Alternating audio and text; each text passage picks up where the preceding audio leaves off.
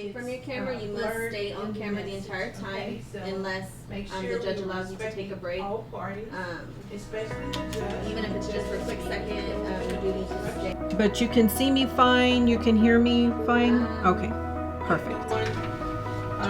Okay, great. If you could go ahead and do that while you're waiting and then come back. Icon with like headphones on it. Do you see that at the top?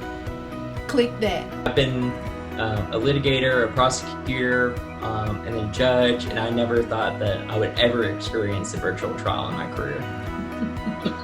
I'm hoping to change their mind. We have a really great time in the 57th. My committee has worked through day and night, meeting on all sorts of times, but we have a panel of 6 judges, and they've been phenomenal from day one. And we couldn't have done this without all of us working together. I do.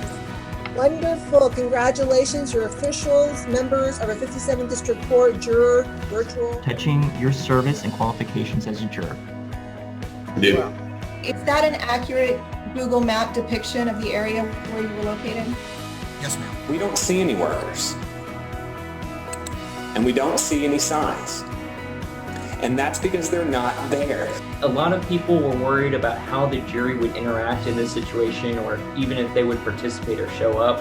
But what I was proud of was, at the end of the day, the jurors participated, they showed up, and they took their jobs very seriously. And one of those persons was a woman who we had just delivered her OCA iPad. And she could not have been giddier. She came on, and I recognized the name from the waiver that I pre-filled out for her. And she's like, I can't believe I'm here. I've never been on Zoom. I've never held an iPad in my hand before. And she was just absolutely beside herself, and her attitude, her happiness was contagious. I'm Jill Hirschman-Ross, and I was juror number 18. I just thought there's no way they're gonna actually have jury duty because, nobody's gonna go into an enclosed building. So at this point, and I'm certainly not going to, the next email said that it was online, and I went, they're gonna do it online. And so my husband and I were both kind of like, well, that's kind of interesting. So I just thought, well, this is fine. They'll just go through the, ritual of calling people out. I'm not going to get picked. So I was actually a bit surprised when I was. I'm Christy Figueroa, and I was juror number 3. It was really entertaining, to say the least. It was just, I kept getting the giggles because it was just so funny to see everybody with their technology and in the comfort of their own home and their different experiences. So I liked it because it was definitely an experience that I can look back on.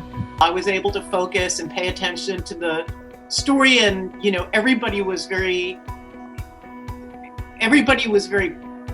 pleasant. Honestly, the biggest thing was, oh man, if I screw this up, I'm going to be the representation of the Texas judiciary and the justices of the peace in Texas. So I felt a little bit of weight on my shoulders with that, but when I put on that robe and when I sat in my chair, I think all of that kind of washed away because it was just business, and I had to focus on that. Anything in the law you have to practice. That's why I call it practicing law. The same is true with judges in the judicial system. You have to try new things, whether it's in person or virtually. Once you do it for the first time, then it gets easier and easier.